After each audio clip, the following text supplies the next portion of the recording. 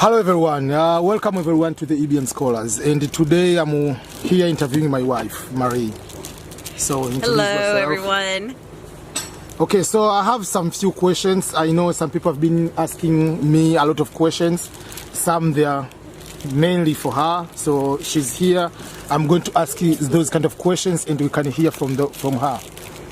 Okay, so yesterday was May 1st. What were we celebrating yesterday? We were celebrating our 10-year wedding anniversary when we married each other in the sacrament of marriage. When was that? May 1st, 2010 at the parish church on the University of San Diego campus where you were doing your master's at the parish of the Immaculata Catholic Church. Okay, that's very good. Okay, one of the things people usually ask me is, what are you doing, or what did you do before, becoming my wife, basically? People are asking that for real? Yeah, they want to know. They so really are. I usually tell people I'm one among the luckiest people on the planet Earth. So maybe you can say, what was your profession before I met you? Well, okay, so after I was in college for about 2.5 years, I entered the convent. I'm Catholic, and from there, I was there for 6 years, and I decided that God was calling me to something deeper, and so I joined a cloistered monastery, which means no going out unless doctor's appointments. And that sounds pretty drastic to some people, but it was such a joy, such an absolute joy. So wait a minute, so that's what I was doing. And then I was really sick and I had to leave, unfortunately. And so I was home for about a year, and then we were matched on eHarmony. Yes. So before we go there, because when you say cloistered, not everybody understands what do you mean. That's why I said don't go out except for doctor's appointments. Yeah, but people still don't understand, like, so in the religious way, just like there are sisters, and then there is nuns. Okay, but right. So just give that LGBT explanation. So I can only speak to Catholic, the Catholic Church. I can't speak to Anglicans or any of the Lutherans or any of those things. So the Catholic Church has other vocations besides being married or having a single life or being consecrated or a priest. There's you can be a permanent deacon and either as married or not, and you can a young woman or a little bit older can enter the convent and be a religious sister, active sister, or they can be active contemplative, but they would be able to go out, teach, or be among people, and that's what I did for about 6 years. There were multiple things that I did. And what did you do before those 6 years? Before those 6 years at the convent? Yes. I was at school, in college. Okay. I went to Franciscan University of Steubenville, which is a Catholic university in Ohio, Steubenville, Ohio, and that's actually how I ended up going to the convent, because I didn't grow up in a super religious home, and I don't think I ever saw a sister in habit growing up, because that was that time, the 80s and early 90s, when that was not very much seen. So anyway, so there are sisters, and there are also brothers like that, and priests that are in that type of community life, and they live with other people, and they usually wear a habit, like it looks like a dress, or but it's usually colorful, and for the most part, it usually either come here or down to here, and then for the women, there's a veil of some type, because they're married to Jesus. Just like when women get married, they usually, not all the time, but they wear a veil. So the covering of the hair is because then in the Bible it even talks about how the hair is the crowning glory of a woman, and so we cover it to give glory to God. And so anyway, so the habit, it signifies who we are, and hopefully we can become what that signifies. Anyway, so teaching, hospital work, we're in our backyard, so there's dogs everywhere. And I worked at a Catholic school library.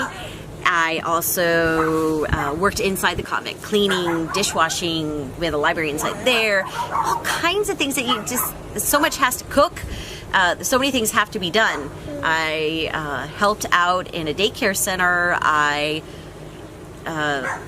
actually taught religion to grade school students for a year, and then I did a month or two at the Nunciatura in Washington, D.C. The sisters happened to be part of the community there for the ambassador from the Vatican, and so basically they cooked, cleaned, and those kind of little things kind of in the background, which is, that's just what it was. So I got to do that for a couple months one time, and then the last thing I did before I left was something really, really special to me, which was I worked with retired priests in a retired priest home, and that was really wonderful to see how human they are and be with them and learn. So there's a lot of different things. I mean, there are sisters that are doctors. There are sisters that are there's just so many different things. They can be a teacher, or some of them are contemplative active. They don't even really go out except to maybe do some catechism lessons. But after that, when I left and I joined this cloistered community, is that what you want me to head towards? Yes. Okay. A cloistered community, whether it's men or women, and it's usually women, but there are men's cloistered communities. But basically, they would still be wearing the full habit and everything else. I mean, there are communities that don't, and I'm not going to speak to that. Anyway, so the one I went to is what I didn't choose it because of this, but it's one of the most I don't know, sacrificial is the right word, penitential, but that's just the way it was. I mean, I just found joy there, and God was calling me. And so anyway, cloistered. Basically, part of the rule of life is that we live inside the monastery gates, bounds, except for emergencies such as doctor's appointments, or if there's a natural disaster or things like that. And you don't wear shoes. That was this community. Yes, that was part of the penitential. Part of the life was to go barefoot. Now remember, we're not outside barefoot; we're inside barefoot, and part of that was just part of the penitential life. And just think of it this way: if the sisters can't be out doing things, they're praying for the world, but they're also doing sacrifices, which go up to God as prayers. And so many times we would get people calling in or leaving notes saying, please pray for this. One we got often was, please pray for our child who is struggling in school, or even grade school or whatever, or please, I'm having surgery, or we're getting married, or I'm going to have a baby, or my mother is sick, or things like that. So we did a lot of the things that nobody ever knows about. So we did for God and His people, and so it was hard. I won't lie, but it was very joyful. So yes, I did go to doctor's appointments. We had friends of the community that would drive us, and dentist, eye doctor, but every community is different. Some, maybe their doctors come to them. But that's just how it is with that's how it was with us. So for that case, I'm the luckiest guy to marry a former nun, right? I don't know. Just agree. I don't know. I mean, that's your opinion. I was so, I come from Southern California, where being religious is almost non-existent. I mean, there are people, granted, yes, there are. I have lots of friends in California who are religious, but so it was sort of strange for me to introduce myself on eHarmony as a nun. And so I didn't say on my profile on eHarmony that I was a former nun, former sister, because I thought that might scare people away. I don't know, but I guess I don't know. Well, you used to be in high school seminary, so if you consider yourself the luckiest guy in the world, that makes me feel so good. I mean, so. And what inspire you to when we choose the names for the kids?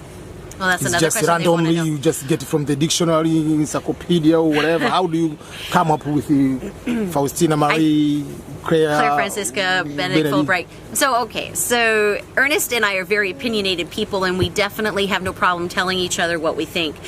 And I'm sure you know that just from watching his videos and things like, and communicating with him. So when I was pregnant with Benedikt, we discussed what would we want to call our child, what names would we want to give our child, and and we went back and forth, and this was the first time, and Ernest was still learning American culture and I was still learning Tanzanian culture, so I said, well, what about Peter or Paul or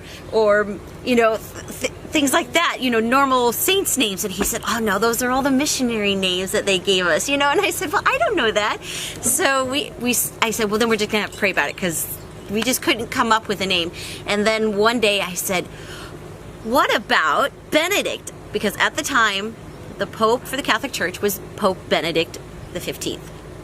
15th? 16th? 16th. I'm the one with the degree in theology, and I was a sister. That's so embarrassing. Anyway, and so Ernest liked the idea. Originally, Ernest wanted to name our child Fulbright Croc Makulilo. Now, obviously, we can't change the Makulilo part, and I'm very proud to have the Makulilo part, so that's not a problem. The reason Ernest wanted Fulbright Croc is what? I was a Fulbright scholar, so, and then I got another scholarship from John B. Croc, so I want to combine everything to be part of the memory for the rest of my life. Into our child. Into our child. So I said, what if we put Fulbright in the middle name? And so we came up with a compromise, and he liked the name Benedikt anyway. We decided Pope Benedikt is German, so we decided that it would be spelled Benedikt. That's the German spelling, but it's also the Swahili spelling. Swahili's K is K and C is C. Right, so that worked out as well. And Benedikt also comes from the word blessing, and so he is our first blessing. And Saint Benedikt, who is the founder of monasticism and community life and all of, very, very old saint. So we were very blessed by that. So he goes, I mean, I don't know how many people probably ask him, why is your, I mean, because he's in grade school right now, so do they ask him about his middle name? Probably not, because he probably never has to mention it. But in later days, he'll say, yeah, my name is Fulbright. My father was so smart. all of the Makulilos are smart. But, so yeah, so Ernest does get to leave his mark on our child. But, yeah. And so, how did we come up with the name Clare Francisca? How did we come up with the name Clare Francisca? Well, okay. Ernest, it really touches my heart, because Ernest really highly regards the fact that I was a sister, and he too is a faithful Catholic, which was kind of, for both of us, was if we met somebody who wasn't a faithful Catholic, it was a non-starter. We weren't going to continue on towards marriage. That was a really big thing. So there's a Saint Clare of Assisi and Saint Francis of Assisi, and it's in Italy. Saint Francis himself started a community of friars. They were mendicant. They did have sandals, but it kind of barefoot mendicant, and they also asked for money or food. They would work for the food, or they would pray for people and things like that. So, and then St. Francis decided to start a female version. Now, at the time, there were no religious, this was back in medieval times, in 1200s, 1100, 1200s. There were no sisters that were out and about working with the people. They were all in monasteries, the cloistered. So he started a group of women who wanted to follow his way, and they called them the Poor Ladies of St. Francis, which became in the end the Poor Clares. And that is the community that I joined. There are many different offshoots and things, and I was a Poor Clare Collatine, which is, it's just a different version, but it's Poor Clares. And so St. Clare of Assisi was the first sister as a Poor Clares. And so we decided, Ernest and I were talking, and Ernest suggested Clare, and we needed a middle name, and I said, well, what about Francisca, because that's the female version of St. Francis, and at that time Pope Francis was right, coming to. Yes, and also, and of course, so St. Francis means a lot to me too, because my community before joining the Poor Clares was the Sisters of St. Francis of the Martyr St. George, and they are Third Order Franciscans. And so not only was I Poor Clare, but I was also a Third Order Franciscan, so it really meant a lot to me. And you went to Franciscan college. And I went to Franciscan University of Steubenville, so I had a lot of Franciscan thought and heart. And so, there was also a dear sister in the monastery with me, Sister Francisca, and she's passed away now, but I do think of her very often when I yell out, Clare Francisca, because she's in trouble or something, you know? So, but I think about all of those things. So yes, that's how we named Clare. And then we have this beautiful blessing, Faustina, and she's just a mess from lunch. So it was really hard to come up with names because we weren't agreeing this time. And so, but then Ernest right away said, well, what about Faustina? And I said, well, that would be lovely. I said, I would totally love that. I think that would be great. Sister Faustina was my name in the convent before I joined the Poor Clares. And so Saint Faustina was a very, very, very poor girl from Poland, and so poor that her family, her siblings, the girls shared a dress, so they could go to mass. So one girl went to mass in the dress one week, and the next week the other girl. I mean, that's how poor they were. And so, but then she joined a community, and she became very holy because of God's grace and her love for Jesus. And so that meant a lot to me, and that was my name. And so we gave her the name Faustina. And the middle name was harder because at first we said we just wanted something to honor Mary, the Mother of God, Jesus' mother. And the Sister Faustina is the Sister Faustina Maria. Well, she was Maria Faustina, yeah. Yes, right, yeah, anyway, that's whatever, yes. But then I said, but, Ernest said to me, you said to me, what about Marie? And I said, that would be really odd to name our daughter Faustina Marie. It's not so bad anymore, but at the beginning, saying it out loud, it was really strange because I never dreamt of naming our child my name, because that's just not something that I'm used to as an American. Welcome to my culture. Yes, I know. In the United States, most women don't name their girls after them. The men might. That's a pretty normal thing, but for our culture. So, but then I was trying to come up with Marian names that that signified Mary, and came up with all kinds of them, and Ernest just didn't like them. So I acquiesced. I compromised. I said, okay, that's fine. And it's very nice. Faustina Marie is a very nice name. And so she's not only named after Saint Faustina, but also after Our Lady Mary, the Mother of Jesus, the Mother of God. And so we have all these holy saints in praying for us, hopefully. So. And unfortunately, we had 2 miscarriages. Yes, we had 2 miscarriages, unfortunately, but God works incredible things and He makes the best out of a very bad situation, if we let Him. And even though it was horrible, and it was very, very hard, and we missed them. I often don't think about it. We named each of our children that we miscarried because that way they were real to us. They weren't just a baby that died.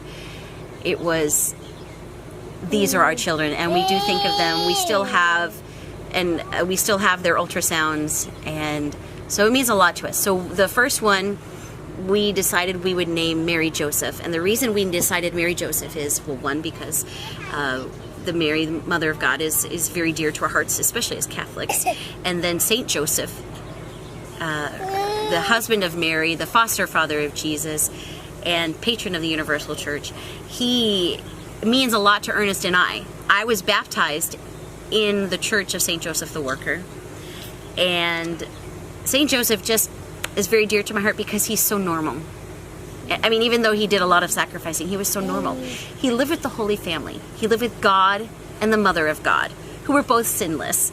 And so Saint Joseph means, he just is a beautiful example for me. And you know, he has no words in the Bible. He was completely silent in the Bible. So he teaches a lot. Anyway, and then Ernest, why does Saint Joseph mean anything to you? First of all, I went to Saint Joseph for my seminary. So on 19th, on March, when you have the big celebration of Saint Joseph, and also May 1st is also Joseph the Worker. So it has been part of my life on that way. So we decided on Mary Joseph, knowing that we would probably never name another child Mary or Joseph, and we didn't know that the gender of the baby. So we decided on that, and then and so we asked Mary Joseph to pray for us very often, and we do tell the children about Mary Joseph. I wasn't very far along in either of them, so I'm thankful for that. And the second one we named Malaika. This is a Swahili name which means angel, and we were going to name a child Malaika, but then we decided to give our angel, not an angel in heaven, but angel in heaven. I mean, we know that the soul has gone to God. That's what we fully believe. So Malaika is our angel, and Malaika is, for either gender, is what Ernest has told me in Swahili, the name. So we do have those two. Are there other questions people are asking? Because we're getting kind of sad. And yeah, people wanted to know most of those kind of things. But just maybe one last question. Even today I received a question. Someone asked me, how do you put, I was asking my schedule, like you are working full time, you have a family, you do blog, you do YouTube, you do all those kind of things. Can you share with me my schedule? You're writing books and everything. And even the letter I wrote yesterday on our anniversary, I had to say thank you because you allowed me to do my other things, like things which I've been doing before you got married, before we met, and you didn't make as the obstruction for me what to do. So how is it with you, like especially like sometimes I have to sleep late to make these videos? How did you come to reconcile to that kind of situation and allowing me to be? I'll be honest, sometimes it's very frustrating, but I love you so much. I love you so much that it means a lot to me that you find joy and purpose in your life, in your work. And I know that these things, videos, books, writing, helping others, all of these things are really important to you, and so they're important to me. And so even though I may sometimes grumble underneath my breath or get frustrated and whatever, but I know that these are important for many, many reasons. Not only is it important for you and our family to see what you're doing, and it gives other people hope and help and assistance, and there's so many people out there that it's kind of like my husband, I say, is a celebrity. He goes the one time I was in Tanzania it was in June. The end of May, beginning of June of 2010. We were there for a month, and so many people came up and Makolilo, and I thought, my husband's a celebrity. He's famous, you know. I mean, all the Makolilos you just don't realize it. But when we went to Kigoma, his home city, everybody knew the Machalilos, and it was very interesting because I had never experienced something like that before because I came from a very small family and came from a very large city of 125,000 people in Southern California. So it wasn't as if everybody knew me or my family. Sometimes my sister, who's 10 years younger than I, gets mistaken for me or vice versa. And so it's important to you. It's important to other people. You have created something and filled in a vast need. You're filling a vast need that others are not. And I also take that as a calling from God for you, and I think you do too. And because I remember asking you when we were engaged, getting married, I said, how come you don't charge for your services? We need money for our wedding. And you said, but God doesn't charge, you know? And so that's one big part of it. And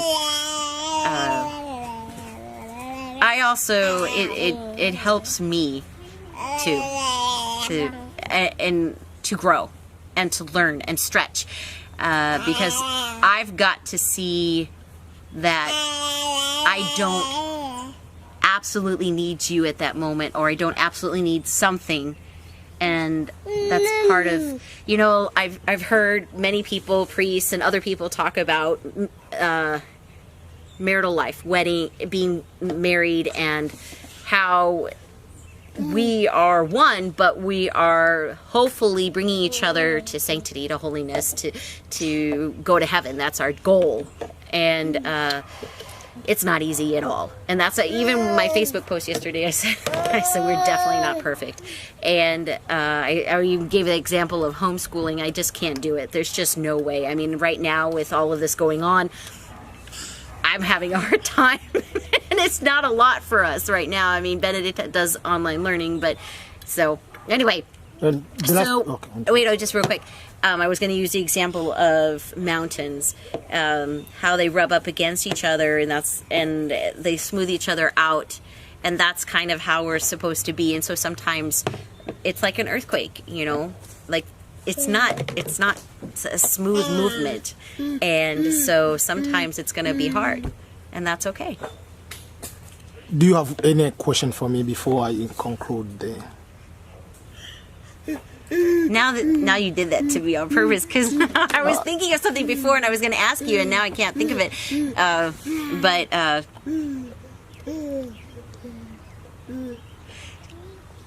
What about when, you should probably turn the camera to yourself, but how we lived with my parents for a while on and off, there were just some reasons for that. And I think it would be helpful for other people to know about that, because they would know what it's like for you, and I think they might understand a little bit better.